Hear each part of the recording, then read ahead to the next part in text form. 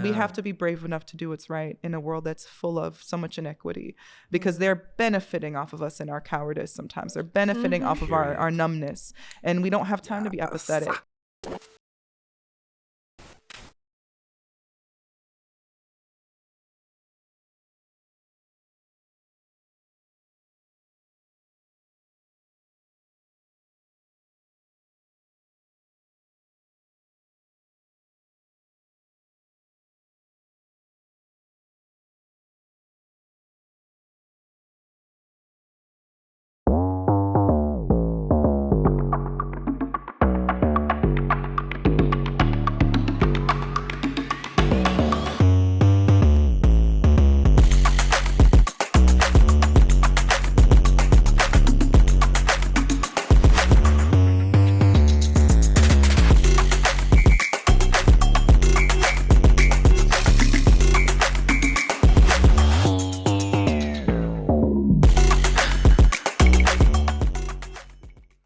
Wagwan, everybody. Welcome to Stranger Fruit. I am Donovan. I'm Constanza Eliana. Yes, and we're coming to you live from these LA streets. Yes. I'm really happy to be here. Like, Eliana. Yes. The traffic sucks here. I know. LA. Oh my God. LA only had like a couple months in 2020 of traffic-free zone, and then it went right back to normal. It was a hot mess. It continues to be a hot mess. I don't like it. Welcome. I don't like it. But the weather is fucking amazing. Yeah. So that's definitely a thing. It's 78 degrees today for no reason at all. Yes, I was like, this is luxurious as hell. Back in New York, where I'm from, right, with Brooklyn streets, Yeah. it is literally 29 degrees outside right now. I'm so sorry. I'm not missing that. But I'm really excited to be here. We have some amazing guests that are here with us today. We're talking about community organizing. We're talking about politics. We're talking about the activism space, Yes. which typically it's kind of like one of those things where it's not the sexiest topic in the entire world, but it's all consuming. Yeah. We're all dealing with it all the time. And it's super important. And people Right. are constantly talking about how we don't have enough good people running and all of this, but then they don't realize that there are really good people who want to run for Congress, for LA City Council, for whatever it might be, for the Senate. And they just need the support and the resources to do so. Absolutely. And LA in particular has had a lot of shakeups, a lot of interesting results. So I'm excited to get into it. Eliana, do your thing. Yes. So today we have Dulce Vasquez. She is an educator, activist, philanthropist, and most recently a candidate for LA City Council. Thank you for having me here. Yes. Next, we have Bilal. He is a youth, climate, and community organizer from South LA, focusing on grassroots organizing and empowering other young people in civic engagement. Welcome. Nice. Welcome. And lastly, we have Shelley Bruce, a really good friend of mine here in LA. She is an artist, a poet, community organizer, and founder of BIPOC Community Center, the Heart Department in LA. Welcome. Yes, welcome, y'all. Welcome to Stranger Fruit. Welcome. We're so happy this is our first shoot in LA, and y'all are the first ones here. So thank you for blessing us. Yeah. Eliana, I'll let you go get in first. Yeah, so the reason I wanted to have all of you here for this discussion is because I know how much talk people have about our politics. You know, people don't, they definitely don't subscribe to Republicans if they're liberal, but they have a lot of critique for Democrats and, independents. I think, most people are a little bit frustrated with our politics these days. And one of the things that I don't see major media talking about a lot is the community organizers that are constantly on the ground. They are constantly working and talking to the people in their neighborhoods, in their, different organizations, community organizations locally, and young people, millennials and Gen Z in particular.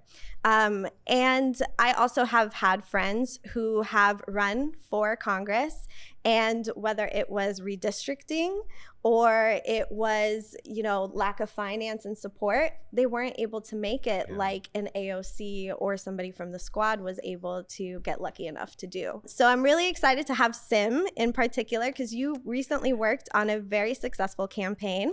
Gen Zer Kenneth, who won. Hey. Hello. Hi. Hey, I don't know. Kenneth, I'm going to claim him as a millennial. I know, yeah. He's like his old ass. That is He's teetering. But the fuel, Gen Z fuel. Yes. The campaign. Gen Z fuel. Exactly. Millennial candidate. Nice. Yeah, he definitely teeters on the Gen Z millennial spectrum. It's like right there I think on it's the a line. zillennial is what it's called. A zillennial, yes. There's a Yeah.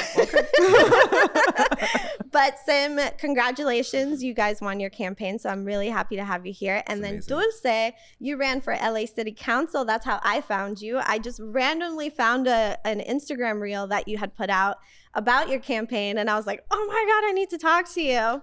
And I've been following you ever since. Unfortunately, you did not win your campaign, but I would love to hear about your experience there too. And then of course with community organizing, where it doesn't necessarily deal with politics, but Shelley, you have been in the community for such a long time. You have done so much good work with BLM.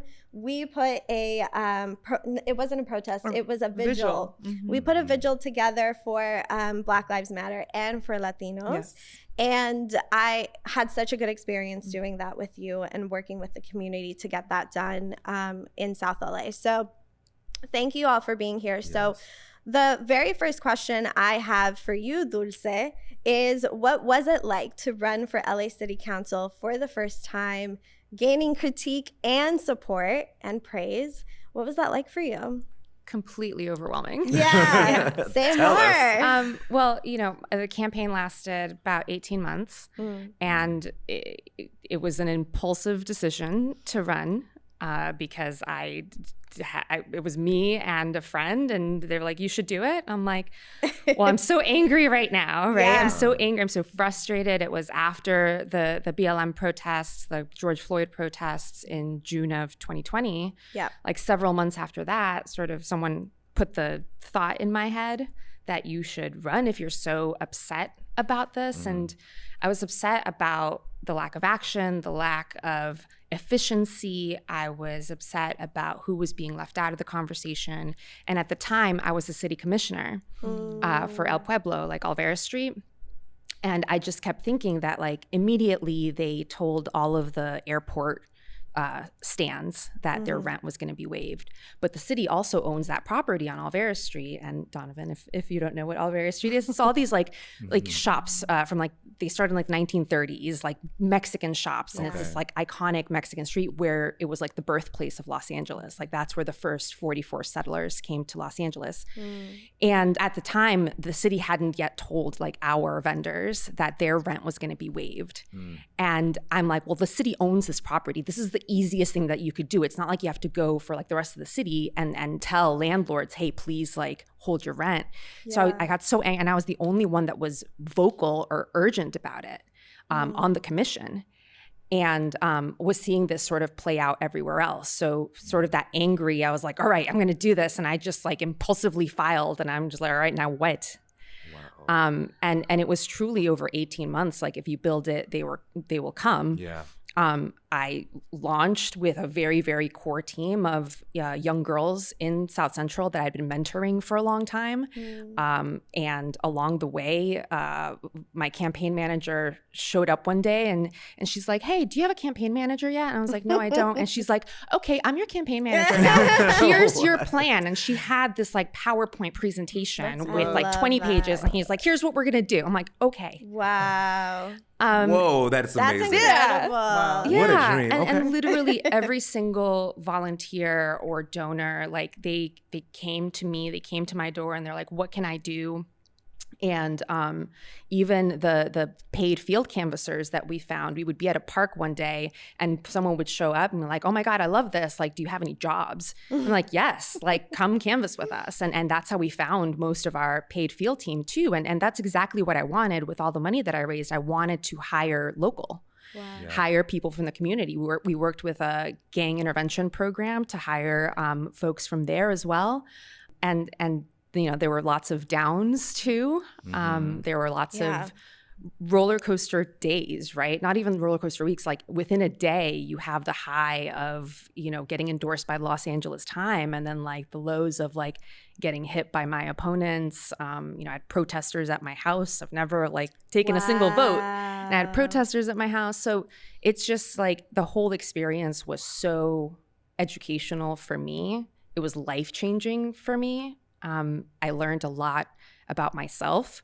I think there are easier ways to learn about yourself than doing this, but I think it really changed the trajectory of my life and of how I impact my community. Yeah. That is beautiful. Yeah. What an experience. I know. I have an immediate question. When you said these fools were at your house, how did this impact your family? Like actually deciding to run. I'm so sorry that happened. Yeah. How did that impact like your family, your household?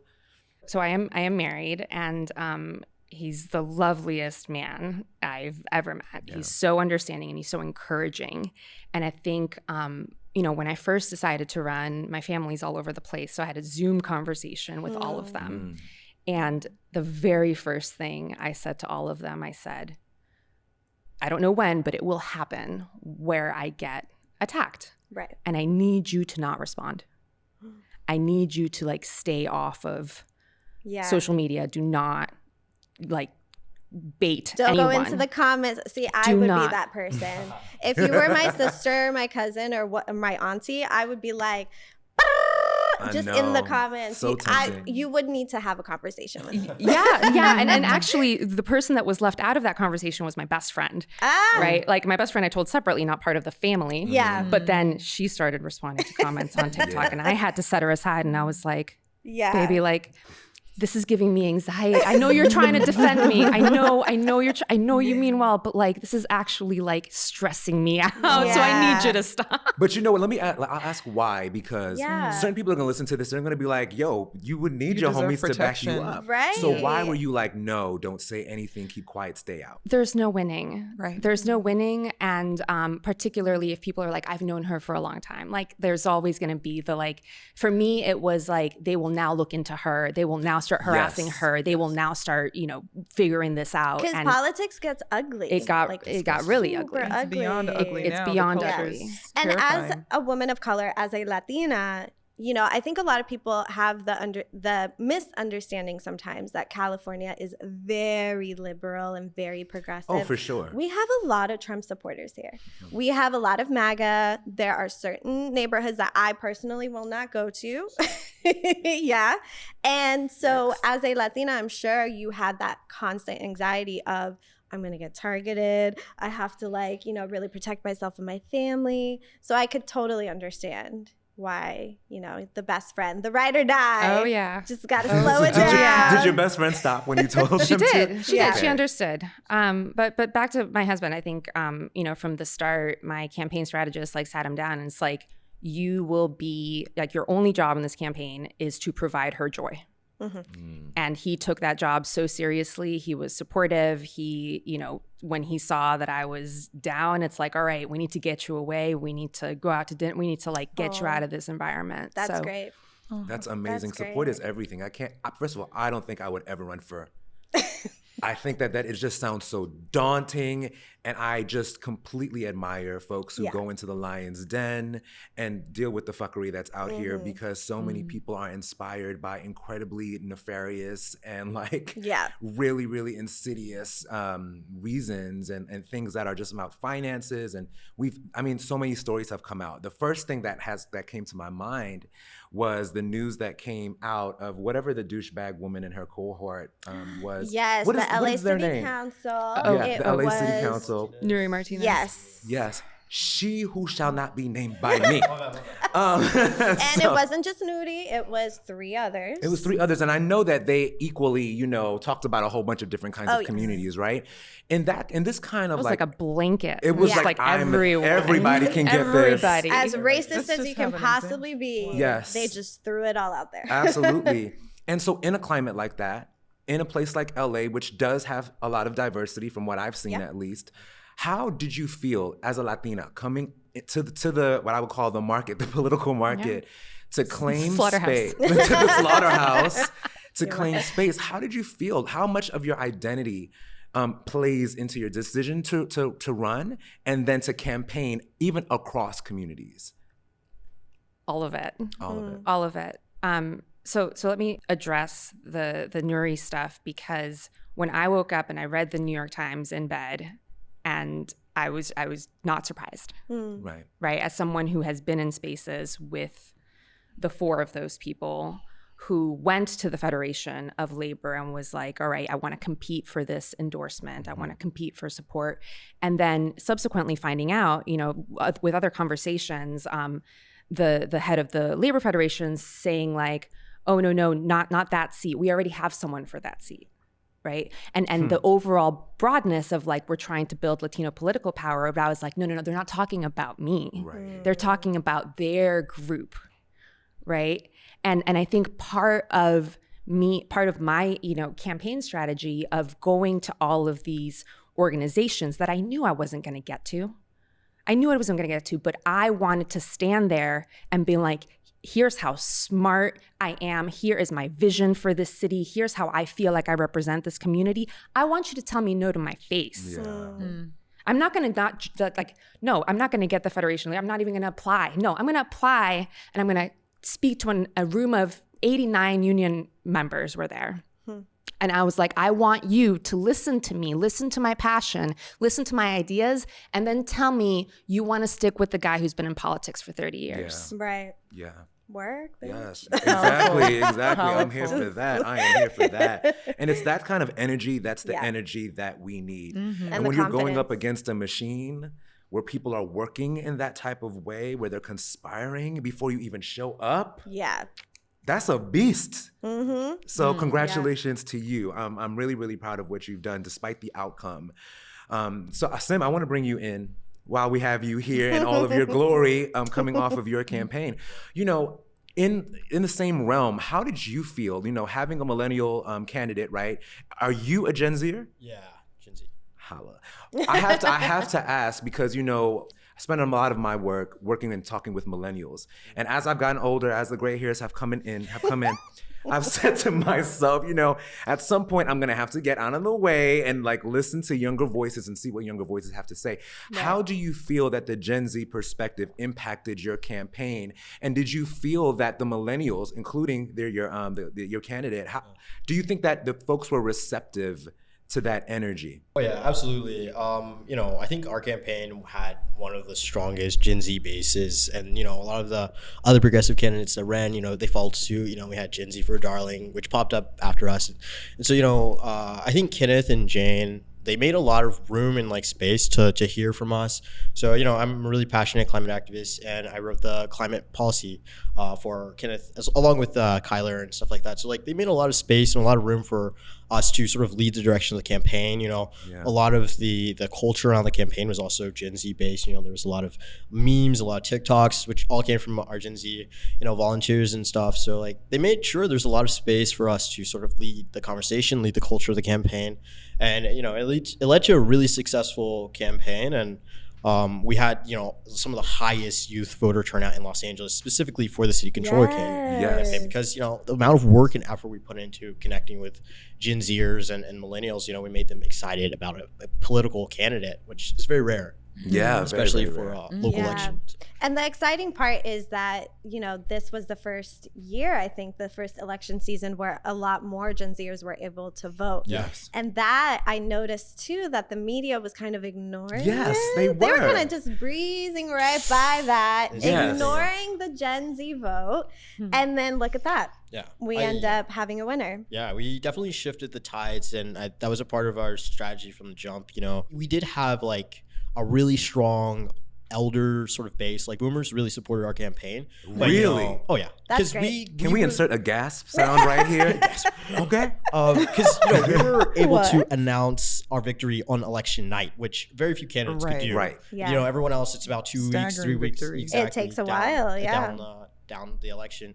cycle, but we couldn't announce on the same day because we also targeted, a lot of elders, and we were very, you have to be strategic about how you talk to people and address their needs and their concerns, especially for a citywide position, which we did, and we were very successful at that. So, while we had a really strong Gen Z support and base, like that just keeps pushing up the barrier between us and Koretz. But like we had the older people support us too, which is how we announced on election night. Wow, I think that's really amazing. I would say that like as a millennial, I've always kind of looked at baby boomers a little bit like as adversaries. And the reason why is because like you experience, Dulce, people have a hard time getting out of the way and allowing younger people to fully step in. I think what the amazing part about this is that if you didn't know, now you know. Exactly. Yes, Gen Z will completely shift the tide of what we can expect on the political landscape. And it's kind of like we always knew that was going to happen. Yeah. But traditional media continues to do this thing where they ignore the younger generation until they are able to vote.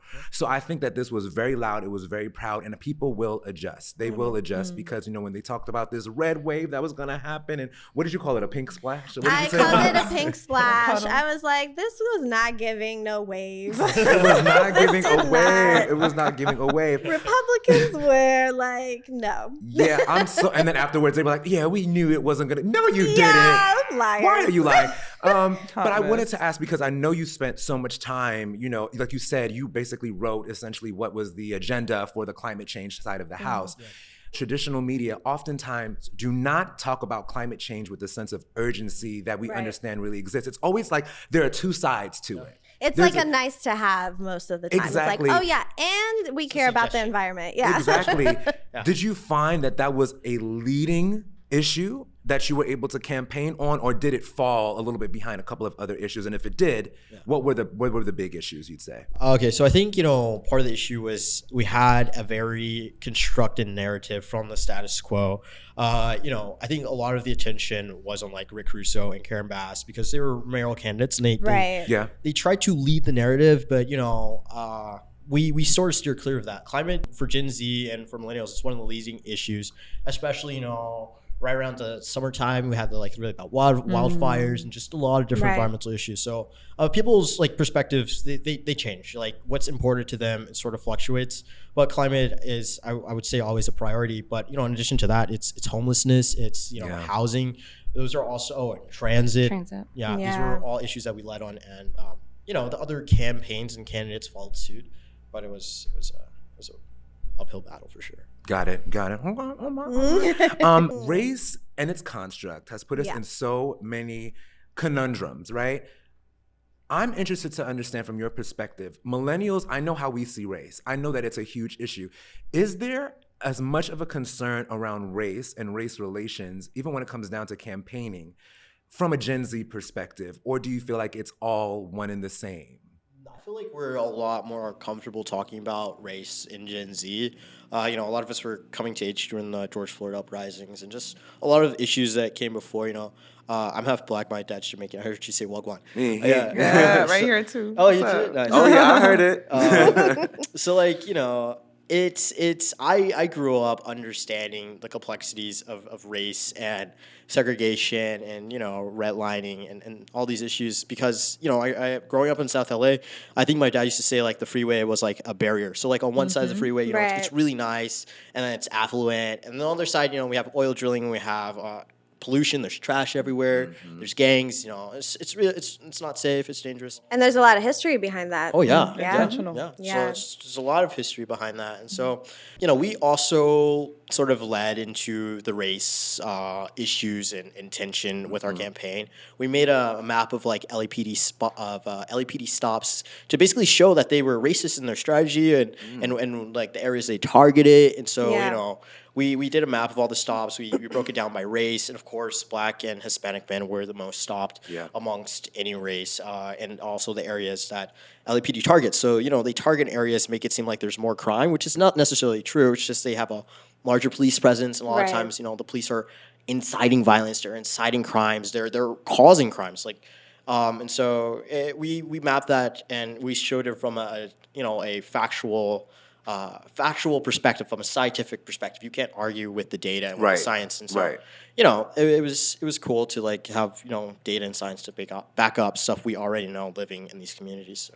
Yeah. I want to bring Shelley into the conversation at this point because I know when you spoke about the visual that you all did, right? Yeah. Even with the point of this show, right? I spent a lot of time personally having conversations with Black folks, 8 strong years, the better part of a decade, really diving into conversations about the Black experience in all of its diversity, right?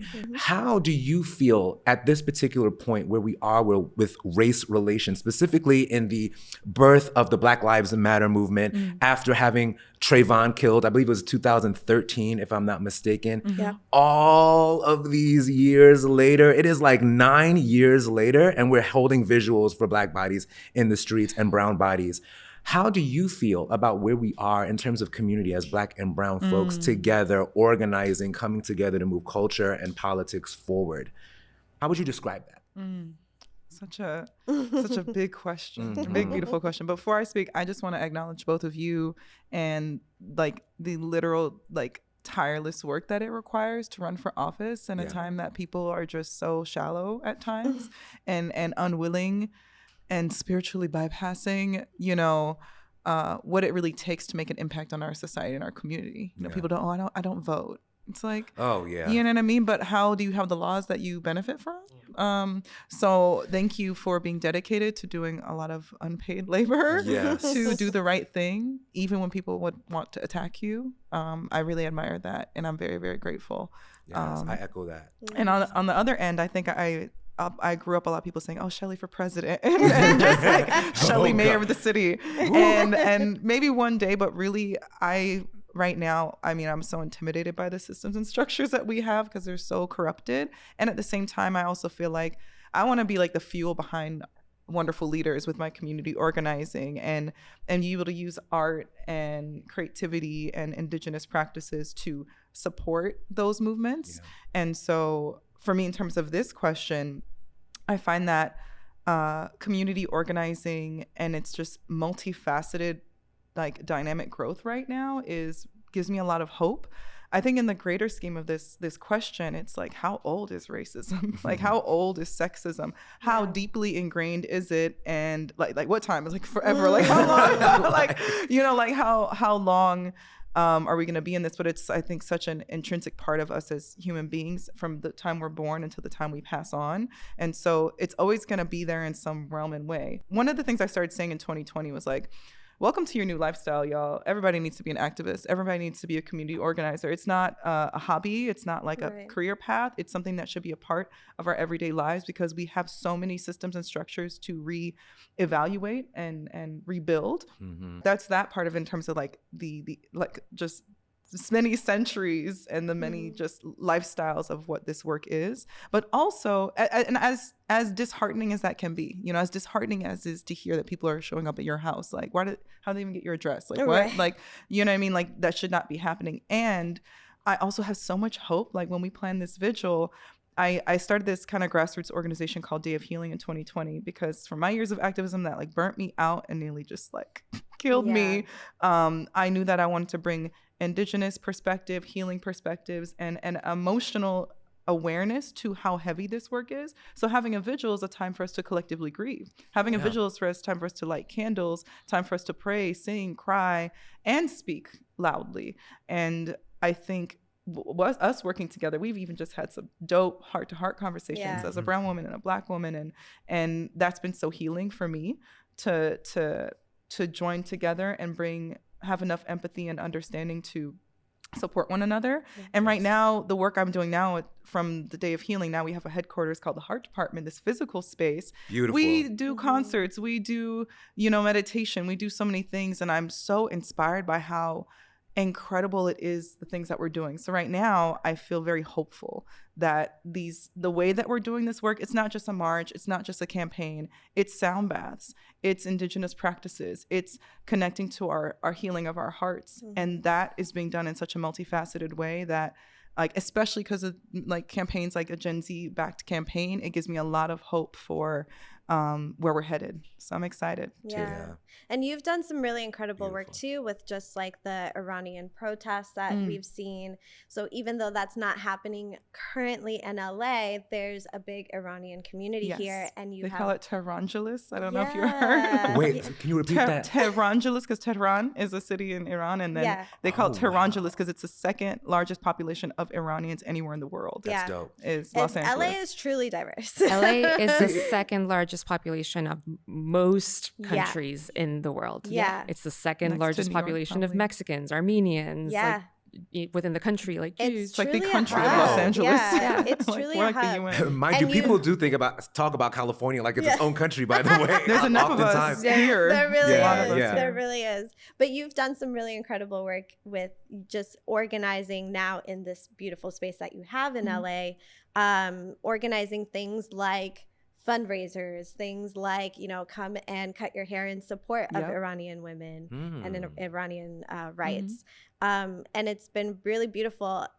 For you, you know, I know just from working with you how heart-centered you are in your community organizing. For you, it's never been, I have never gotten the sense from you that it's like, oh, I just want to be seen on the news. Because we've had news people show up, right? Oh, I just want to get, you know, my cookies and my stars for, you know, putting together a BLM protest.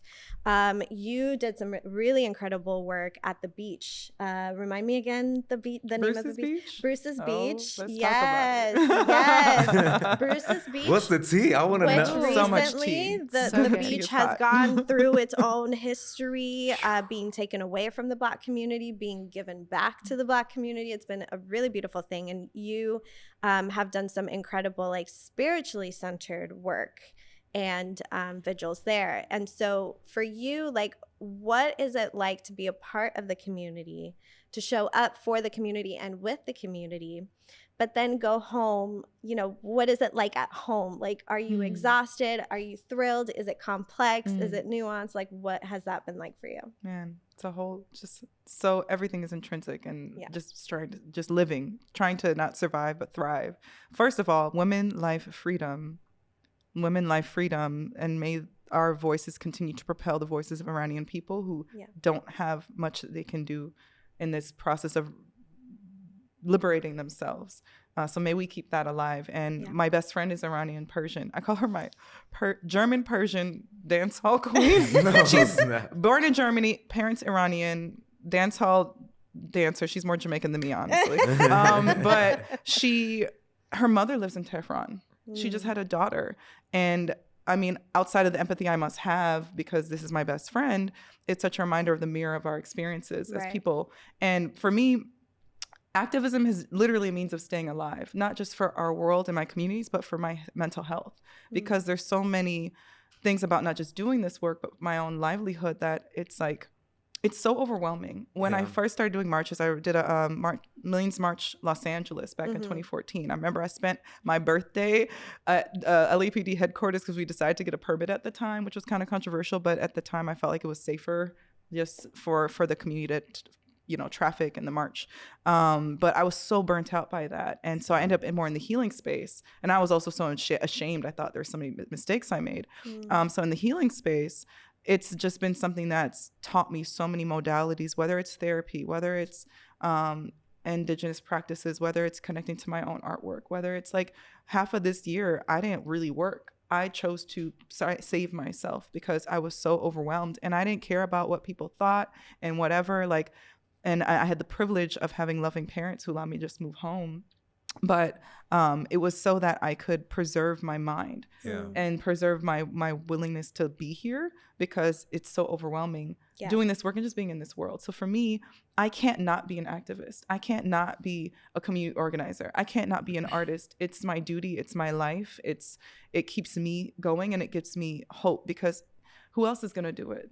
Which is, I feel like it's kind of the Black woman's like badge sometimes, and it shouldn't have to be, but who else is going to do it? Well, I guess I'm going to do it because no one else is going to do it. But I think we all have to have the mentality to an extent because we didn't create a lot of these things, but we're in these things. I guess in closing,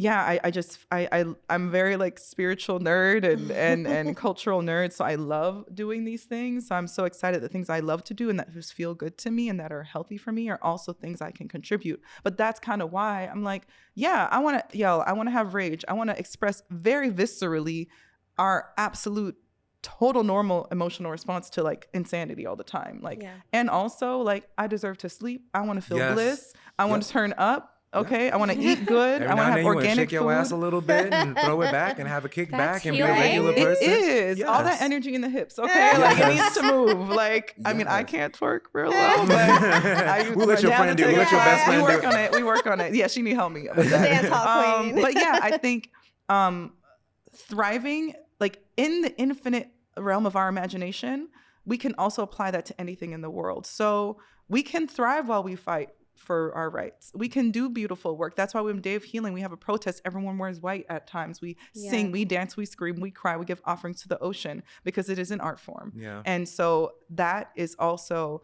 just as impactful. And sometimes in a world that's so shallow and so like, you know, algorithm focused, it's like you have to kind of make it sexy. You have to make it beautiful for people who even pay attention sometimes. Right. So, you know, I think we get to find how to thrive in a world that is really kind of trying to monetize off of its chaos. Yeah. You have to say, I'm not participating in the chaos. I'm going to create thriving and harmonization for myself and people. And even if that means me taking half a year off to do damn near nothing, because that's a revolution in of itself. I was just about to say that. I think like that thought process or that commitment to the spiritual aspect of this, to the actual work, and to just whatever that self-care is for yourself is revolutionary. You know, when we think about our ancestors, I often say that, you know, as millennials, Gen X, I'll start with Gen X.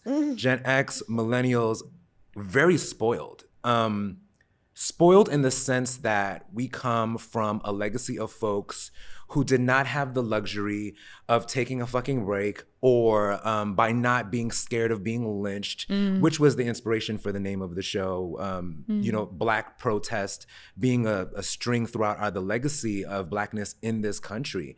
And then you can see that also exists in other communities. And I think at this point, in understanding that our backs are against the wall now, maybe a resurgence of that kind of energy, because we're not just here just working our 9-to-5s anymore. People are getting fired from their 9-to-5s. They're trying to glamorize a gig economy and trying to get us to be, we're perfectly comfortable with not getting paid enough money, and now we have to get a second and a third job. You know, that's not brainwashing. Brainwashing. Our parents, my parents, even though at times my immigrant mom did have more than one job, I would say that a lot of her cohorts and her peers did not, because you can get a job that could take care of you. So for us, there's this resurgence of energy that we have to fight back. But like the pendulum swings, you have to be able to find that balance. How do you take care of yourself in that process? One of the things that you said was the algorithm. And I just want to touch on this because the activism space cannot be removed from that. It can't be removed from capitalism. And what I've seen is that activism has become a cash cow machine for a lot of people. Division is at an all-time high. We could see before that that's how CNN and Fox News made their money, by completely being on polar opposites of any situation, even if they didn't believe what the fuck they were saying. And now you as an influencer can do the same thing. Now you can get a check for being a Candace Owens. Now you can get a check for being extremely liberal on the other side. And you can become a millionaire from being divisive. So a lot of what we're dealing with is foolishness.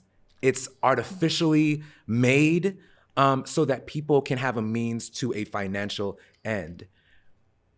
Let's face it, community organizing and politics, especially at its impetus, at its beginning when you're starting, is not lucrative. No. So how, can you talk a little bit about your experience in being in the space of activism and the way that capitalism involves itself? I'd love for all of you to speak on this, because I know that raising funds is a huge part of running for office and organizing. But it's also complicated because there's a lot of rules involved in how you even get the funds in the first place. It's a spectrum, right? Okay. So we can start at the sort of lower end of that spectrum, right? That you have normal person that has 9-to-5, that, you know, doesn't play in the space and wants to run for office, right? And their network, right? It's all about your network and who you think can get you off the ground and donate to your campaign. But that person doesn't have the resources of the other end of the spectrum. So let's take an elected official, an incumbent official, right? The sources of that money are going to be unions or, sort of like places that want to lobby for your attention. And those rules vary between federal down to like city, right? So as a city council candidate, I couldn't take money from lobbyists, but me as myself, I decided to not take money from like any non-individuals, right? I wasn't taking any, PAC money. I wasn't taking any LLC money. I wasn't taking like anything that didn't come from like a person. Someone tried to donate from their business, we sent the money right back. Like, I don't care what your business does. Like Because I want you don't your wanna be money. I holden. want your money to have your name attached to it. I want people to know that a person, not a business, is donating to me. But you get incumbents that, are getting money from AT&T and Walmart and Costco and whatever, but then they also get all the labor unions. And it's just not just one, right? There are like hundreds of them, like 4,900, 4,900, 4,900, or in the LA City case, between their race, my race, 1,500 is their cap, 800 was my cap. And you just see that down the ground, right? My main opponent, like 30% of his funding came from non-individuals, right? People who, businesses, unions, PACs, et cetera, not to even like count independent expenditure campaigns, right? That are launched without a candidate's collaboration or even approval. And that all money is, you don't know where it's coming from. Right. And I kind of find myself somewhere in the middle because I decided to run. I feel sort of financially confident, right? I have a job, I have a home, I have a spouse. While I could not afford to leave my job and do this full time, I do know that I have a vast network. Why? Because like I've had multiple jobs. I belong to multiple organizations. I sit on multiple boards. Part of my job is public affairs. I've lived in three different states, and I work in a fourth.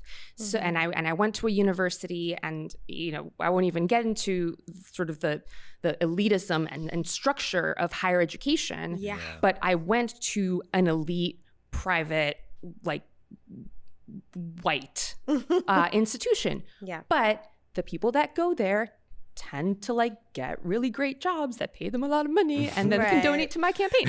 So that's not the same for someone that went to either a community college or like a state school. They're very like unicorns in all of those, obviously. So I was able to exercise my network in my campaign, but I didn't have the resources of an elected official, but I had more of an advantage than just like starting it at zero. Got it. But it definitely, I think my campaign got attention because I came out the gates with money to show. Right? Yeah, because, in context, as someone who I would say, like, I've gotten over the years, I would admit it's because of Barack Obama that really kind of like propelled me into getting more education around politics. But one of the things that's kind of remained very elusive is this idea of like, this campaign raised $1 bazillion. This campaign, and you can predict based on that who's going to win and lose. I'm like, is this politics? Or are y'all gambling? Like, what? This doesn't make any sense. And this is why I would say your campaign and what you worked on it to me is a little bit of a unicorn, because I'm no shade. You correct me if I'm wrong. But I'm thinking about Gen Zs. I'm like, they don't got no money. They just started working. Like, we're in a recession. Stock market. We're like, everybody's broke. So how was that? How was like the finance and the raising the finances rather on that side with a Gen Z backed campaign? What was that like? Yeah. We got really creative, but we do have an advantage in Los Angeles City. We have something called matching funds, and so if you for citywide, so it's a little bit easier than on a city council or like a CD specific race, because they're restricted to the individuals in their area can give them money and the city will match that fund.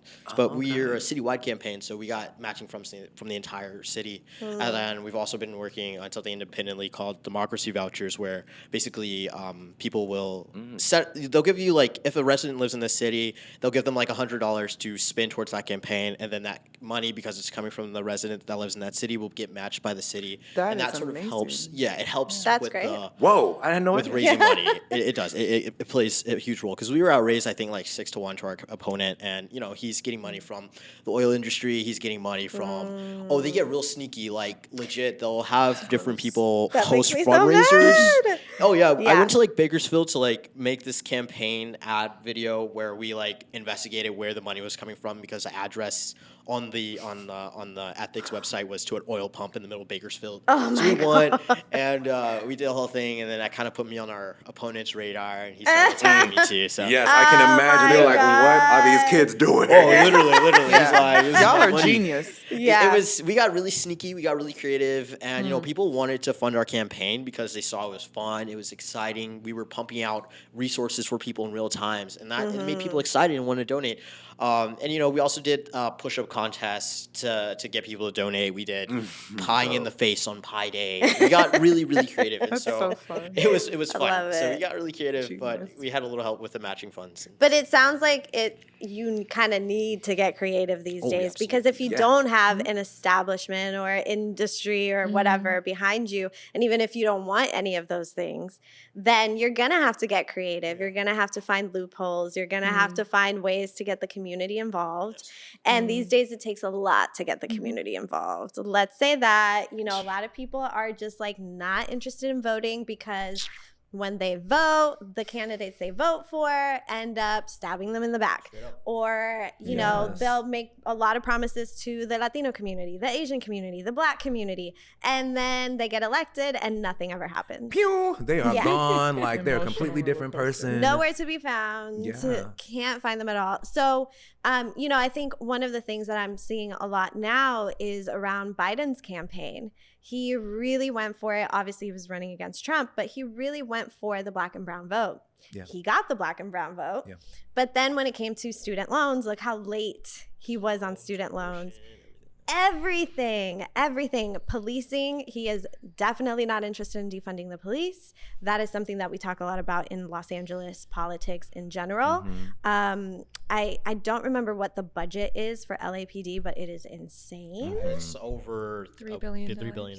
It's I'm sorry. crazy. Over what? Over $3 billion? $3 billion with More a B. than With a B. transportation, education, all of it Combined. combined. So people are upset.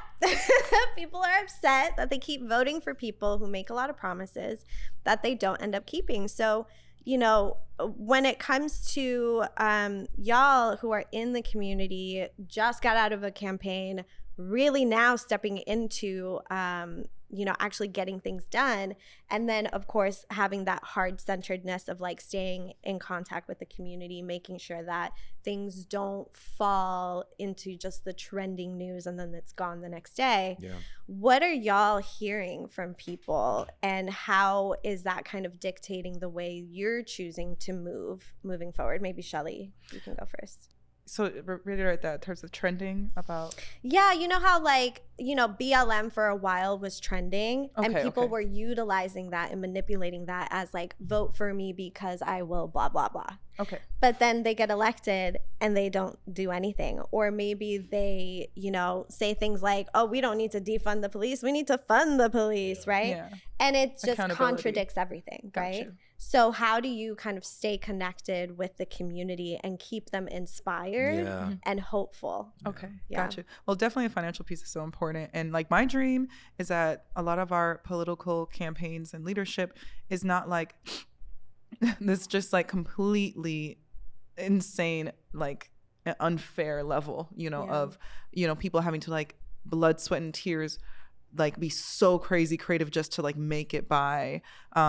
It just is, it's so unfair. And so I think one of the things that was really coming through to me was just like let's not let these systems and structures and machines use us. Let's make sure we use them. Yeah. And also we're in this bridging point of deconstructing and reconstructing something. So we still are on that bridge, and we are going to have to be patient. We are going to have to be understanding. I mean, obviously also just genius and like high integrity right here. But like, we're going to have to be willing to be a little bit, flexible. Like you can't literally completely separate yourself from capitalism. We're all unfortunately compromised by it. Like but if you try to like go off grid and like not use Amazon, it's like almost impossible to survive. Like we're in it. So if it's Instagram, you know, you can get wrapped in, or you can just stay aware and heart-centered and educated and know how to use okay, it's only reels now, only videos. Okay, well, I'm gonna have to make videos that are catchy enough. It's super annoying, but we just get creative and we figure out how to use that system so it's not using us, and monetize it and trend it. And I mean, like, shout out to Reddit, for the Reddit like universe that just is so dynamic and using that system and like toppling other things. So I think financially, and also just in terms of keeping community engaged, the Heart Department is this beautiful physical building built in 1924 in the Arts District in Los Angeles. Stunning wood floors, plants everywhere, natural light. And I was so blessed to come into the lease of this building a few months ago, like 4 months ago. And it is something that makes money, right? It's a gorgeous venue. We rent it out for filming and all these corporate events and all that cool stuff. And additionally, it's on those off days, you know, I'm not just going to be in there, oh, this is so cool, I keep it to myself. Like, no, like, every hour this day, there's communities that would just beg for a beautiful space to work in, to have access to, for it to be like, I would love to invite your staff to come to a sound bath. All of you, you've all worked so hard. Like our communities need places to rest, take a nap, you know? And so simultaneously I'm in that bridge. I'm like, oh, I need to have a profit. I have to have all this money to do all this stuff just so I can take care of my community. Cool, bet. I'm going to start a business. I'm going to start something that creates profit. And by the grace of God, I was able to like do that. But also I'm going to also have a nonprofit component, the community component. And so it gives me resources. It makes it cool. It makes it sexy. But it also, which helps, I think, keep people engaged, but it's my way of utilizing the system. Like I'm not gonna be, and also I just want to shout out that I'm probably one of the only Black queer woman owned businesses in the Arts District, and it shouldn't be like that.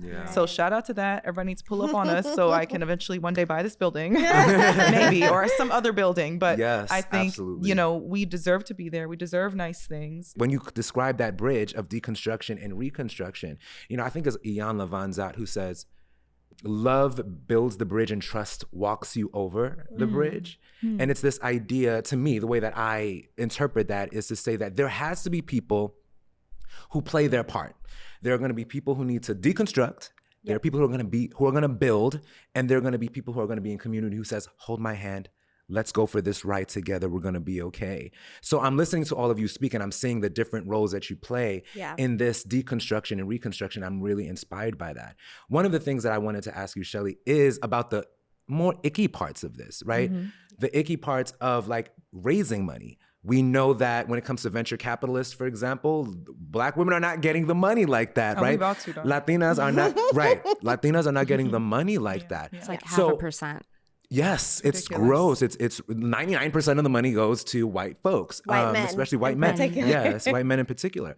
So my question to you is, how do you feel about being in the space of this ultimate trying to achieve this balance that we were talking about, raising this money, feeling like we deserve to have nice things too, right? Making that declaration that we need this level of support. How does it feel, one, being vulnerable to one, ask your community for money when sometimes the community ain't got no coins, and then two, stepping into spaces where people are looking at you like, listen, Black girl, what you know about business and how you gonna give me a return on my investment? Oh my goodness, every day. What is that like for you? Tell us a little bit about that, even if it's not a part of the sexy part of the conversation. Wow. Yeah. It's well, I kind of want to talk real quick because you had asked about Bruce's Beach. So I'm going to see if I can tie it in. Okay. This work started at the beach. Like we did our first day of healing in Venice Beach in Venice Beach. And then one of the next ones we did was in Santa Monica at the Inkwell, which is a historically Black beach in LA. If anyone doesn't know, it used to be a Black beach. And that was where Black folks felt safe to go enjoy the ocean. And the name even in it. So there's a lot of Inkwells all over the country, actually, and on the coast. And then I also learned about Bruce's Beach, which I actually got to be there the day that the deed was actually given back to the Bruce family. I'm not related. I think I know Shelley Bruce. We're not sure, so don't nobody slide in my DMs on that. Chill out. But it was very serendipitous because I ended up doing a live painting for that event, and I met the Bruces and the cousins, and it was just chills and just magical and profound because in these rich and affluent neighborhoods, which is the whole, just the displacement of people of color, indigenous people for centuries is just always a thing. Like here we are in these beautiful places, the Bruce family built a resort for Black people to have a safe place to gather. And as soon as some white folks saw, oh, no, you're not. That's ours. And they, scared them away from what was there, stole it from them, stole it. And so I think in terms of us having nice things, we'll build nice things for ourselves, and then people still try and work us out of those things. So I think abundance can be scary.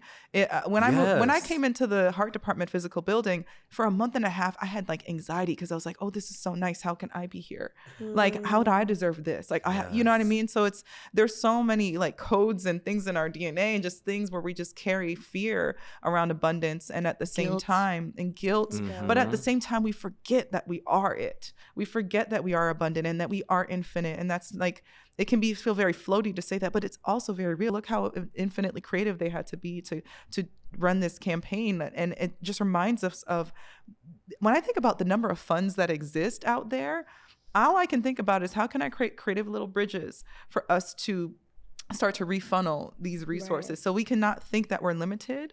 And I don't want to disconnect at all how difficult it is to be an Indigenous person on a reservation at times, how difficult it is for working family, how difficult it is for folks in the restaurant industry. Like, I think you were telling me earlier that your father was working on a dairy farm. Like, I can't even fathom some of the things that folks who are working class in this country experience, and impoverished in a number of things. So I don't want to discredit that at all. I grew up in the upper middle class, went to private schools, you know what I mean? Although my parents worked very hard to do that. So, but at the same time, we can find ways to create resources creatively. And I've felt so insulted for months. Like, you know what I mean? I've had to work very hard and be very patient and do my breath work to not cuss people out. And ask myself, dang, I was just trying to raise $50K. You know what I mean? People looked at me like I was crazy for asking for that, for something that's so valuable. So I've just had to have a lot of grace that I didn't want to have, but I had to have a lot of grace and a lot of presence and a lot of love to forgive people for their ignorance and just continue, I guess, prove myself at times. Now that I'm in here, everyone's like, oh my gosh, it's so shiny and wonderful. Yeah. Remember when you didn't realize it was that? But, there is just still a re-education from within our community, outside of our community, to combat the sexism of fundraising, to combat the racism of fundraising. And I'm just very glad to be here now, and people are more beginning to see it. But it really tried to take me out so many times, but thank God I was loved, covered, and protected. But it was worth the sacrifice. It was worth the days I spent crying. It was worth the days I had to go double up on therapy. It was worth the things I had to sacrifice, because now that we're here, I don't want people to have to fight as hard as me to blaze that trail. But we're in a place now where there's more possibility, and it's worth it. It's worth it to sometimes like put your neck out there and run for a campaign, or go visit the oil, whatever the site, or do the research to figure out where the funding's coming from, even if it's a dangerous neighborhood or whatever. Like, I think sometimes it's worth those sacrifices, and I hope that people are brave enough to do what's right.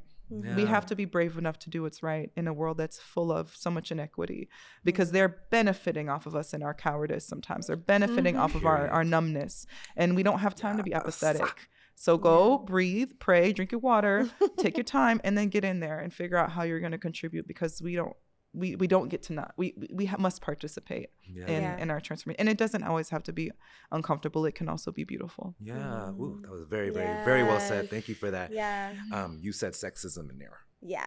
Let's go. Let's get in there. I'm actually going to go. And I want to ask Dulce too. Okay. Yeah. Go ahead. You can go to Dulce. Well, I wanted to ask because, so often we are so aware of race being the horrible like shadow on top of everybody. And sexism, oftentimes I find that in order for that to be taken seriously, it has to be very overt. It has to be very in your face. It has to be like, you got to prove it, right? But we don't realize that we still live in a very patriarchal society. And until we hear statistics like the VCs are 99% white men who are getting funded, until we hear statistics like that, we're like, oh, it's really not that big of a deal, right? Dulce, for you, running. Oh my God. What was that like? Because I believe your opponent was a man, right? Mm-hmm. Yeah. So what was it like for you to be a woman in the space, to get the critique that you did, which I'm sure came not just with racism, but with sexist ideologies behind it as well? Ageism too. And ageism. Oh, shit. So what has that been like? And how do you, again, keep the hope and keep moving forward even after this campaign's over? So for those listening, I did go through a candidate training program that trains Democratic women, and they have a particular focus on women of color, to run for office called Emerge California. They have Emerge America. I think they have 38 states that do this around the country. But I'm so glad I did it because it gave me a network of women that ran the cycle with me. You know, some of them won. Shout out to Katie Yaroslavsky. Some of them lost. But they were with me. I could call them, be like, hey, we're going through the same thing. We're going through the same endorsements. We're going through the same funding cycle. Wow. And it's very lonely as a candidate.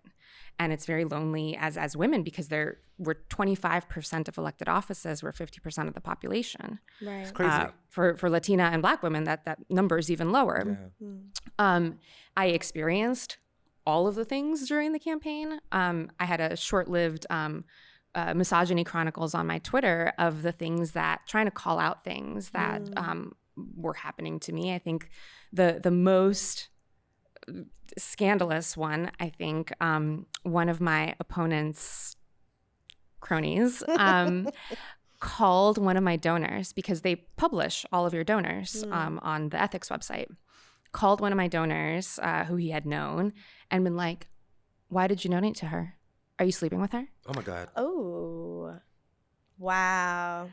We're still dealing with We're still dealing with that. We're still dealing with that. That's so petty and gross. We're still dealing with that. Wow. And then, then there are other things like safety, right? I said I had protesters at my house. They were not violent. Like, they're allowed to voice their opinion. But I think, I had a visitor. I struggle to call him a stalker, but I had a random white man in the middle of South Central stand outside my house and take pictures. And I'm impulsive, as I said. I saw him out my front window and I just ran out there. And I'm like, excuse me, can I help you? And everyone's like, Dulce, like, girl, like, what? And of course, he jumped back in his car and sped away. But then there's this guy taking pictures of my house. Wow. Yeah. Someone on Twitter at some point, there was some flurry and it happened to cross my feed that they're like, oh, I'm her neighbor. She's home right now. Girl. No. Wow. And it sent chills through my body where I can no longer feel safe in my own space. And that would not happen to a man. Right. Absolutely not. Right? Yeah. So there are very specific instances of running as a woman and the dangers and, your sense of self, your sense of being, your sense of community, your sense of family, sense of safety, mind, your mind and how you deal with this, that we're just scary. It's intense. Yeah, it's really intense. I think AOC, when they did the Netflix documentary about all the candidates that had run, AOC was a part of that. Bringing down the house. Yes, bringing down the house. I remember there was a specific scene where she was about to go into the town hall, something. It was like a debate that she was doing with the candidate that she was running against, who had been there for years, for 20 years. And he was a man, and she literally had to hype herself up. I don't know if y'all remember that scene or if you even watched it.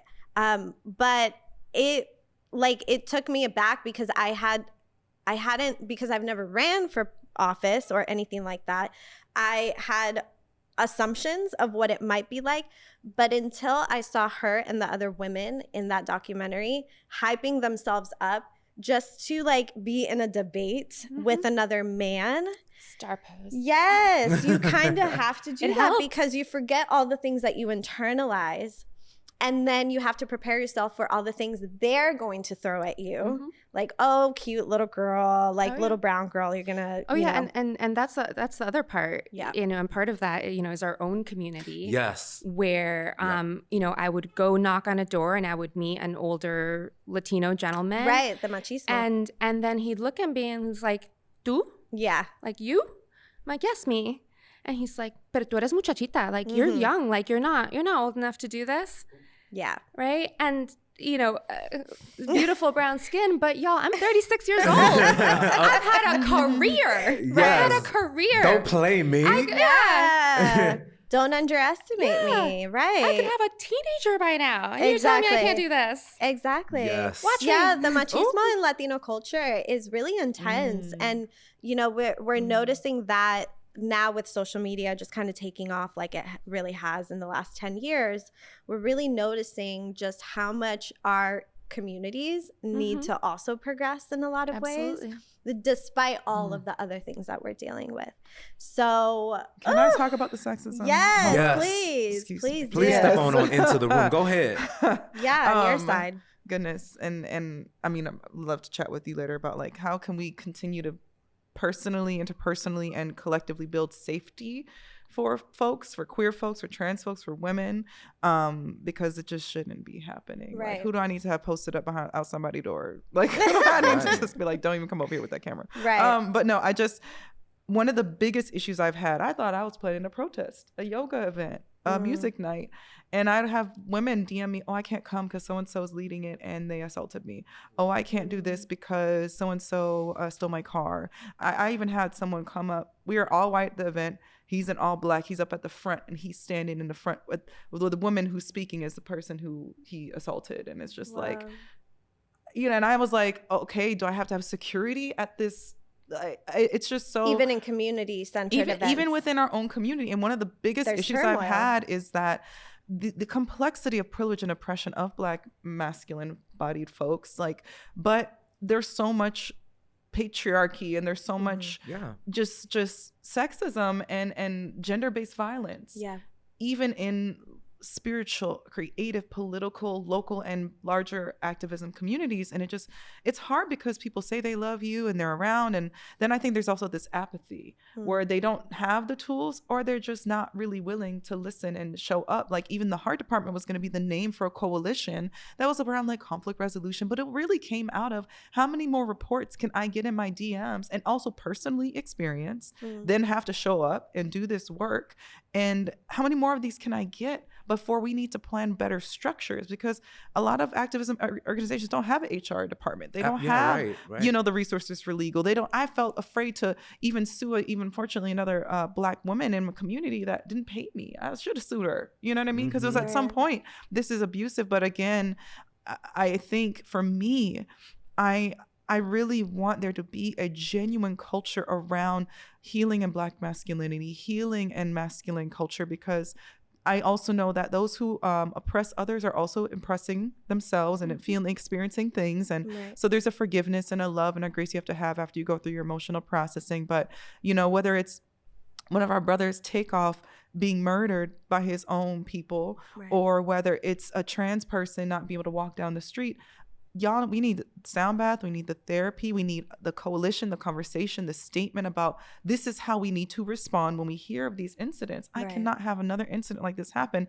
and a woman literally move out of the state, a little woman literally remove herself from the community because no one else is standing up for her.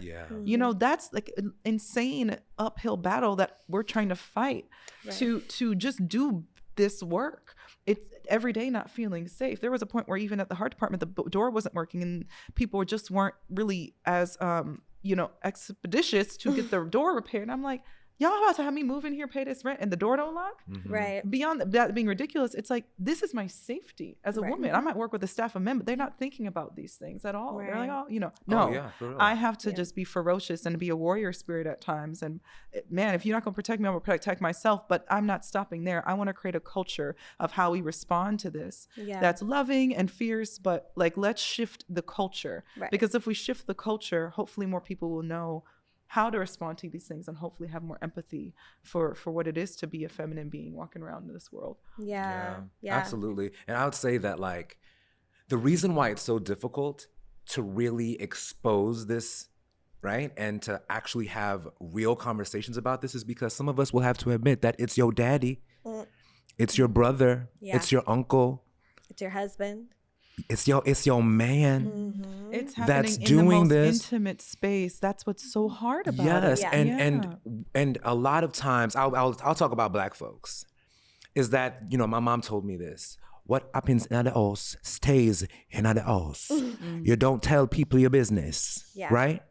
And I heard that a lot as a Latina. Of course. That was it's the a part anthem. of who we are to say that we are, these people already think that we're messy. They call us a whole bunch of names.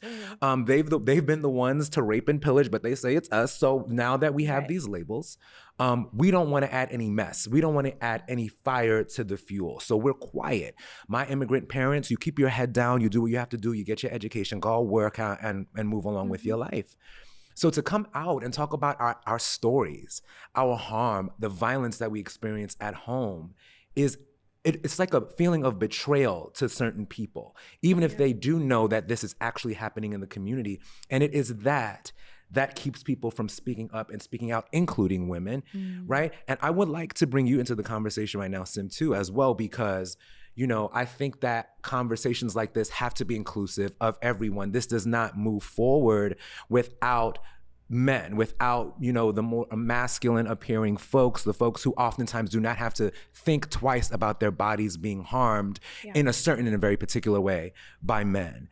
With your work, right, with campaigning, with being out here in the streets, was it a priority for your campaign? Was it a priority for you to have women on your team, to have femmes on your team, trans folks and queer folks? And if that is in fact true, how did you feel like that impacted your campaign? Yeah, you know, our campaign manager is a woman, so and most of our entire volunteers and staff there are women. So, you know, we never really had too much issues with, you know, just a lot of the toxic, I guess, culture of, you know, patriarchy and misogyny, because women were leading and women are making decisions and, you know, taking up space equally. And so that was always, you know, a priority for us to make sure that, you know, everyone felt welcome and safe in our campaign. And, you know, I can't really recall any incidences where that was the case where someone felt unsafe or voiced, you know, they're unsafe, which I feel like is a blessing because, you know, our campaign is led by Gen Z and millennial men included. So, like, you know, we are a lot more conscious of, you know, women and their struggles and things like that. Even like, you know, when it comes to like canvassing, we made sure that, you know, nobody was going by themselves, especially if they're a woman, you know, they're going with someone. Because that can be real scary. You tell me I got to go into the neighborhood and talk to them. I'm unavailable. Like, who else is coming with me? There was a case where, you know, our campaign manager, she's a very small Vietnamese woman, and she opened the door and someone was getting like way too aggressive. This guy, he's like, you know, insinuating all these kind of things. And, you know, because there was that, and, you know, we made sure that, you know, she felt safe, that, you know, someone was really close by with her, and just all the time, you know, keeping an eye on each other, and, you know, keeping in the model, you know, we keep us safe, you know. That was a core tenet in our campaign. And, you know, because she was, our campaign manager was a woman, we had the fair share of the people saying, oh, he's dating his campaign manager, or that's his wife, and just like things that weren't true. Like he's happily married. So like silly. They're not in a relationship. So, you know, that was coming from like the people that were outside the campaign, or just like a lot of the toxicity was it was definitely outside the campaign and directed towards us because they saw us real thriving. But it's like that need to always take away power from women. That's just so obvious. It's just always that. Oh, she must be. There's always an excuse for it, right? Like, she's this, she's that. It's so scared of the power, aren't they? I wanted to ask specifically to you, Shelley, about BLM, another organization that has had its ups and its downs, right? The genesis of it is so pure, right? That's what we believe, that it's so pure, and I still believe that to this day. But over the years, we've heard a lot of controversy that has come through our news cycles on Twitter, talking about the leaders of the organizations are doing this, they're buying mansions, they're taking money from this person and that person, and there's a lot of infighting that's happening. My question is, off of the heels of the conversation of our own folks causing issues, do you think that even with BLM, for example, and the controversy that exists there, do you think that that works against the progress of Black folks when people can dispel our movement by saying, oh, look at what they did, or look at what they don't really care? Because if we're being honest, BLM is not as popular of a hashtag, or it's not as popular on the tip of people's tongues as it once was before. So to reiterate, do you think that for us in community with each other, do you think that we kind of like water down our own organizations by one, not calling out these things and being out and open about it to preserve the legacy of these organizations? Or do you, or you know, you can answer that. And then also, how do you feel, or why do you feel that people aren't talking about BLM as much now? I'm actually kind of surprisingly neutral on this particular question because A, just a lack of probably a full awareness of certain things, but B, if we, I think, are being truly abolitionist, I mean, who don't got a mess in their house somewhere? Of course. Who don't got a closet that's just tucked away with something? And ultimately, we're human beings. Ultimately, we do not know what we're doing. No one gave us a guidebook. That's not to excuse things that are unjust or unfair. But one thing I ask myself is, I can't fathom what it would be to be a founder of BLM. I can't fathom the death threats. I can't fathom the things that need to happen in secret. I imagine, but I can't fathom and fully understand the complexities of something. And I also hope that people in their process, if they're making mistakes, they're finding ways to eradicate it. It's just so much pressure. There's a lot of mistakes I've made in my process of procrastination and just not being well organized and taking on too much. And some things were maybe ignorance or laziness. Some things were just overwhelm and mental health, whatever. But I think ultimately, I hope that everyone in every community can have the bravery to call out oppressive structures, and also have the bravery to call it out within ourselves and have the bravery to call it out within our own organizations. So yeah, maybe it does seem watered down, but I also want to be like, forget y'all, you know, like, okay, we have a problem. Are we going to be in the dead end, literal dead end destructive cycle of pointing the blame on everybody, or getting stuck in even your wisdom of telling you just like to say like, you know, let's not engage with certain things. But also, I think what's truly abolition is to say we all are going to make a mistake.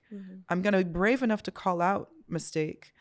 Even within sexism, like some things don't belong online. You know, some things like I didn't talk about till I was more healed, but now I'm at least a little bit more bold about talking about my suicidal ideation, talking about those things, because if I don't, I was suffering in so much shame, and that's why a lot of people aren't here, you know? So I had to be brave enough to talk about certain things, even though I might look like I have it all going on. So we have to have a willingness, if we're going to talk about abolition and liberation, to own that we all are imperfect, be brave enough to call it out, and then also say, you know what? How can we continue to just make things better? And if maybe Black Lives Matter isn't as popular of a hashtag, one of the hashtags for our organization now is Black Healing Matters. Like that to me is the new wave. The new revolution is wellness, is healing, is get your butt in this sound bath, this breath work, this twerk class. I don't know what it is. In the class, sit your butt down and read whatever you need to do that's focused at least, because a lot of things are healing. Healing is just kind of this buzzword, but reframe the framework of how we operate to come from well-being. And that's going to mean that I'm going to mess up. And that's going to mean that I'm going to work to have more forgiveness, even for people who are just so violently and belligerently greedy and cruel, even these Trump supporters, even these whoever. A lot of people, I think, in our rural states in America do not have love and resources and education and structures, and are probably afraid of their own family members. But shout out to some of those Gen Z folks who are so brave. Who are like, Mom, I'm going to call you out for your racism. I'm going to call you out for this. I love it. Man, and that's scary, and that's brave, but it's scary. Necessary. I can't even, but it's necessary. And shout out to Gen Z who are like, you know what? We're the new wave. We're the answer. You ain't got to worry about us, because we're going to be brave enough to say no to the past, and let those new media folks be shooketh, okay? Because you didn't even see us coming. You know, whatever red wave, no, the Gen Z wave is about to come. Yes, I like that. Strategically and rework in a genius fashion, you know, like what this all looks like. And I affirm that from a perspective of wellness and healing, that even if there's something that's happening within our house, even if it's Black men being violent to our own people and afraid of them, each other, that we can start to go, wow, what's really happening in sports culture? What's really happening in rap culture? What's really happening?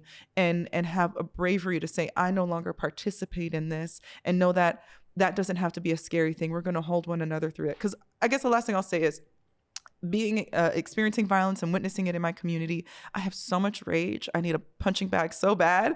But after I got through one aspect of my rage, I realized these people didn't grow up with these tools. These people didn't have these things, no matter how personal they try to make it, no matter how belligerent they are.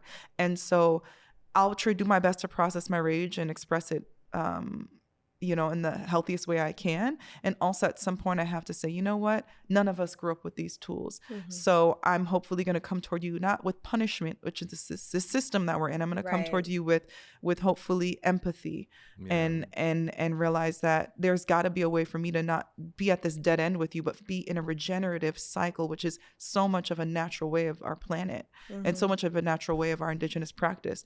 How can I be cyclical? I'm not going to come at you at rage and destroy each other. I'm going to say, how can I, find love? And it's not always going to be fluffy, but my goal is not to punish you. My goal is for us to all thrive. Right. I love that answer. And I just wanted to say too, I fully still believe in Black Lives Matters, by the way. I just wanted to say that. Yeah. But what I was going to say is that also for the leaders, I mean, why can't they step away? Why is it that you can't reach a point in your activism where you're like, I cannot do this anymore?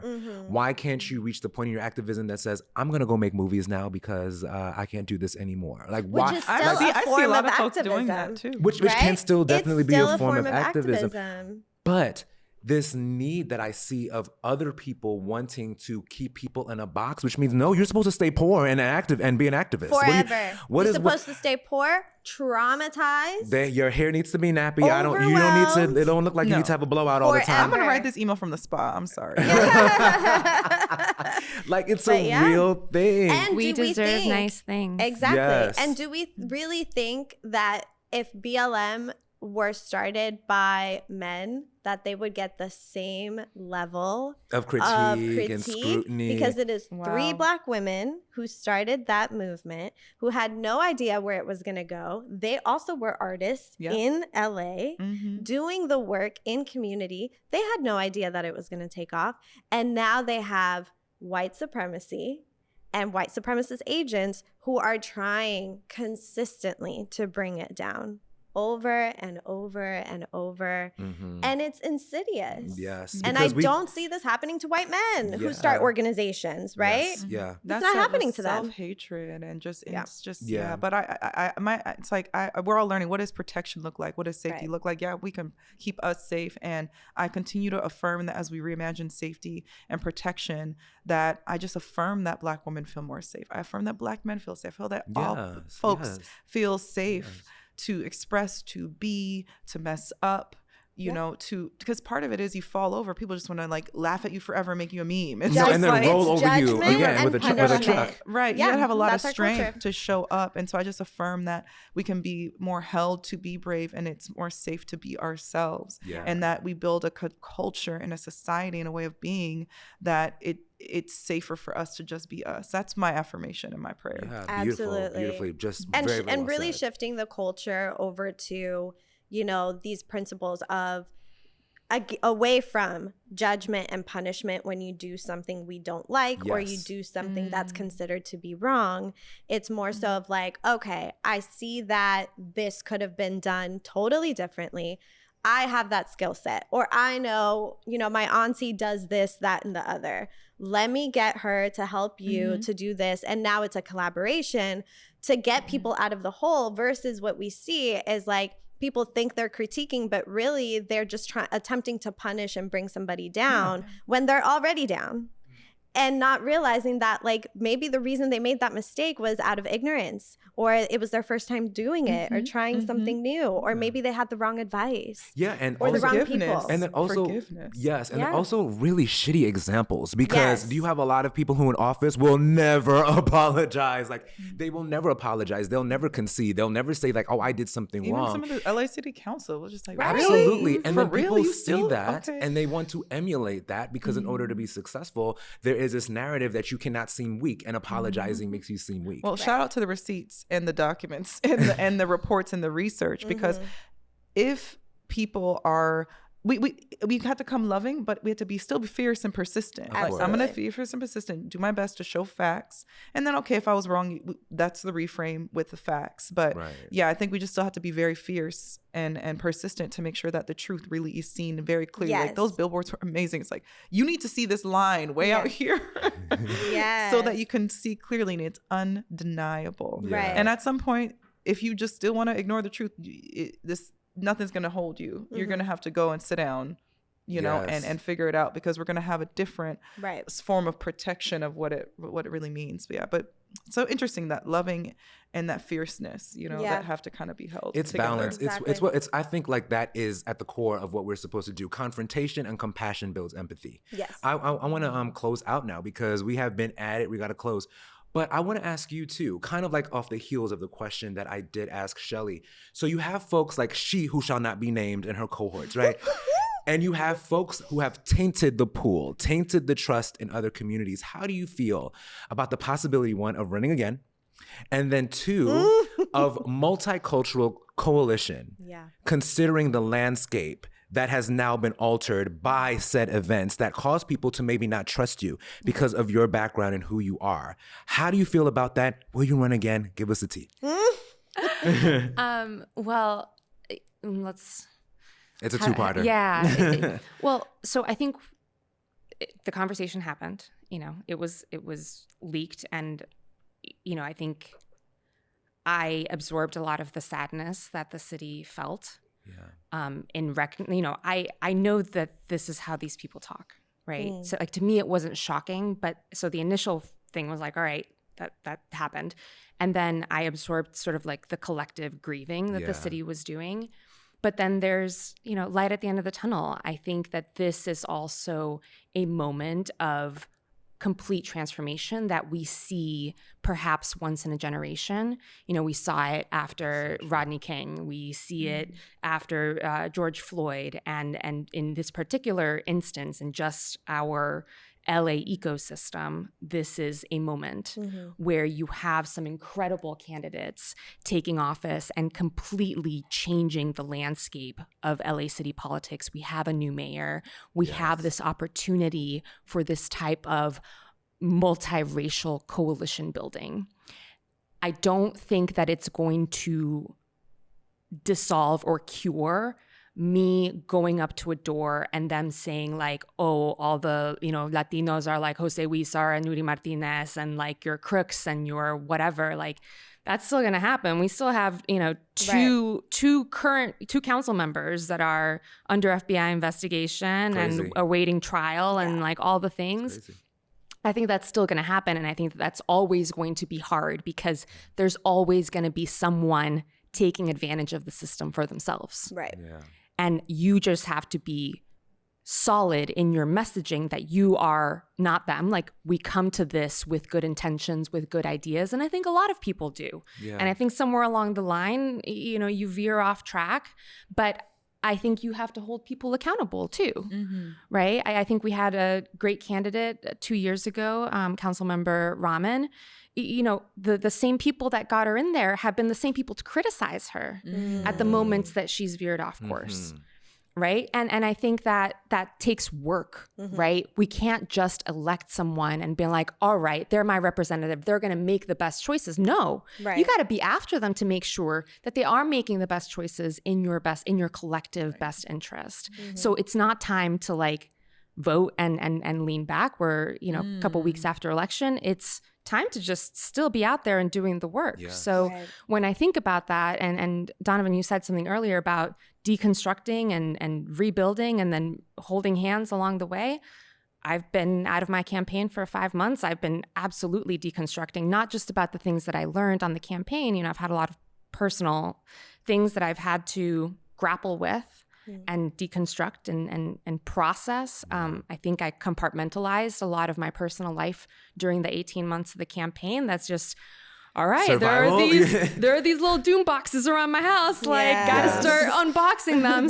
So you know, I've been doing a lot of that. I'm very blessed. You know, I've been seeing a therapist for 5 years now. I could not have survived the campaign without also having a therapist. And you know, looking ahead, I have so many ideas of all the things that I learned, of the things that I want to do, of organizations I want to start, of like, you know, perhaps a business, perhaps this, and you know, I'm figuring out how to materialize all of those things.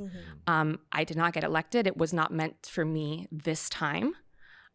It might be meant for me at a different time in a better situation. But in the meantime, I'm going to continue doing the work. I'm on my neighborhood council. I'm on a couple boards of things that I care about: housing, mental health, public discourse. I'm on the board of nonprofit organizations for all of those things. So I will continue to do the work.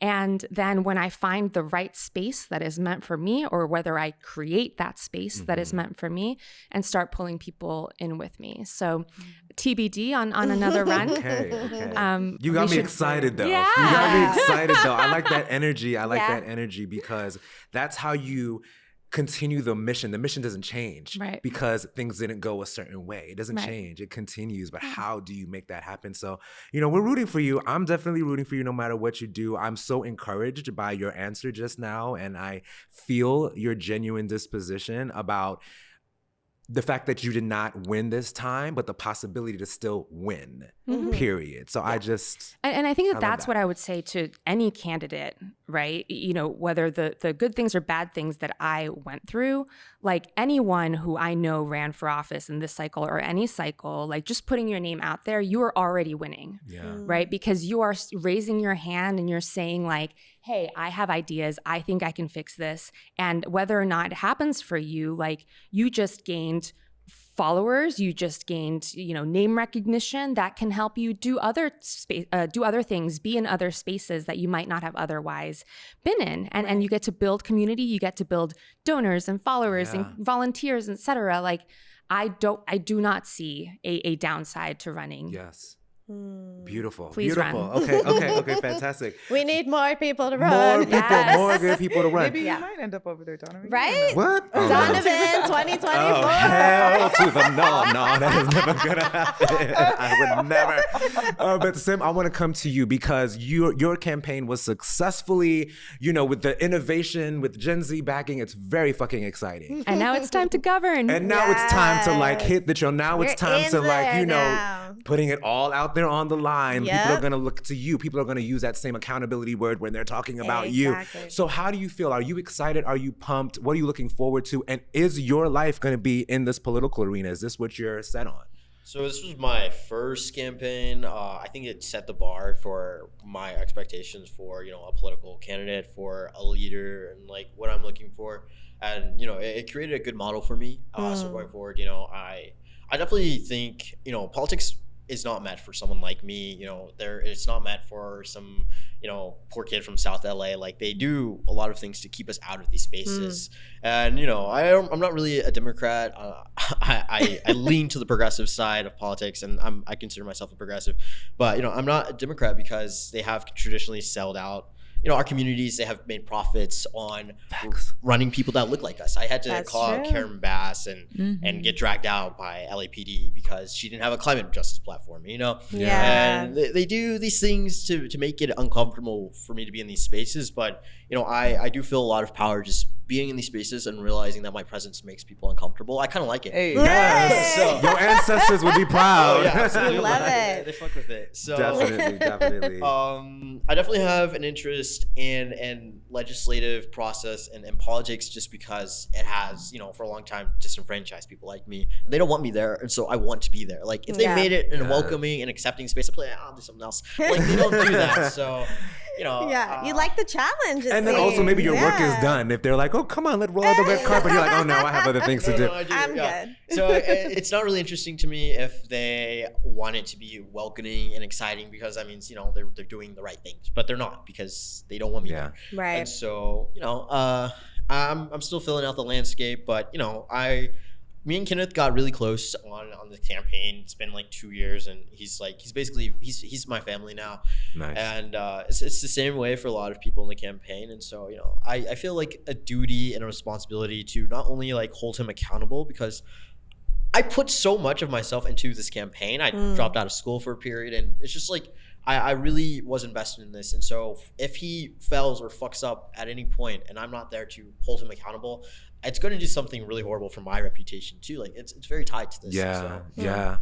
I'm dead set on making sure Kenneth is, not only accountable to the people, which I know he will be, but I will be there to, to support him and to guide him and the ways of what the community wants. And he's going to show up for us. So I'm excited. Come on, Gen Z. That's what I like to hear. That was very, very, very, very encouraging to hear. He's like, off the heels of what you said, oh no, I'm going to hold Kenneth accountable. I love that. I love that. Yeah. Fantastic. Yeah. So, Shelley, tell the people, where can we find you? Where are you in the social space? How can people follow and support you right now?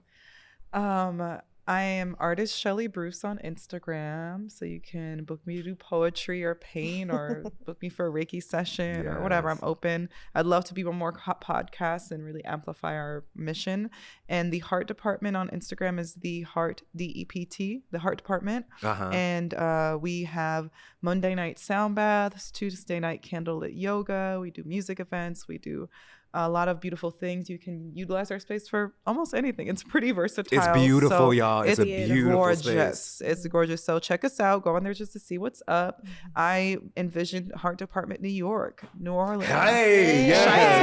Chi-town, okay? So we got some exciting things coming in. That's my vision. And please, at minimum, just follow and stay engaged. If you want to donate, if you want to come, that's great. But please just amplify this story, because I do want to see some more VC funding for women like us. We are more than worthy and deserving of that abundance. So stay in touch. And if you have that access, come holler at me, because I got a plan for well up to over $100 million. Yes. So call your girl.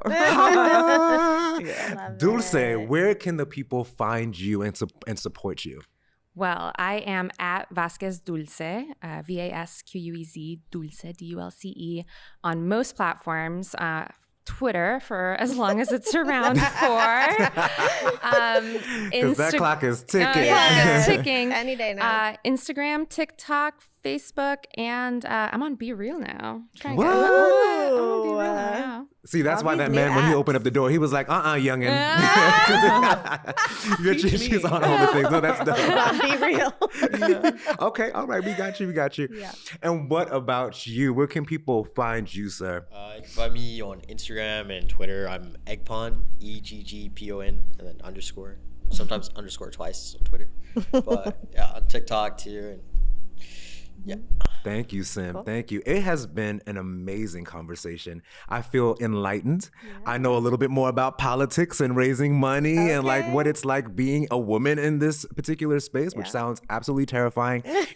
I'll say before I let Eliana get the last word, is that when it comes to this, what I consider to be a very unsexy conversation, at least is that how it's been marketed, this is the main conversation we need to be having. It literally will impact our future, our children's futures, our nephews, our nieces' futures. And with people like you, Sim, with people like you, Shelley, with people like you, Dulce, I feel a little bit more confident about what the future can look like. And that's really, really inspiring. So thank you again for being here. Once again, y'all follow these folks. They are amazing. They're out here in the city of angels doing amazing things. And I think if you look at what happened in LA in this election cycle, you can see that the work is resonating. Yes. So congratulations on all your work. Go ahead, Eliana. Closing it out. This was such a good conversation. I want to thank every single one of you for accepting the invitation and being here and talking so transparently and authentically. And we're definitely going to keep up with you. We'll definitely hit you up and, in the future and do a follow-up session to see how it's going. But yeah, I'm really definitely inspired. I've only been living in Los Angeles for little less than 5 years. But I really love the community here, and just being a part of putting together protests, vigils, being a part of politics here has been both complicated, challenging, but also really, really beautiful. So, I'm really excited to see what you all continue to do. And I'm excited to get Stranger Fruit to, be the platform where people can really have these conversations. So 100%. Yes. Yes. So thanks again for being here. For all of you who are listening or watching, follow us at The Stranger Fruit on Instagram and TikTok. We are not going to be on the Twitter. It is not happening. So we love you. Stay safe, stay blessed, and take care of yourself. We'll see you next time. Peace. Bye. Bye.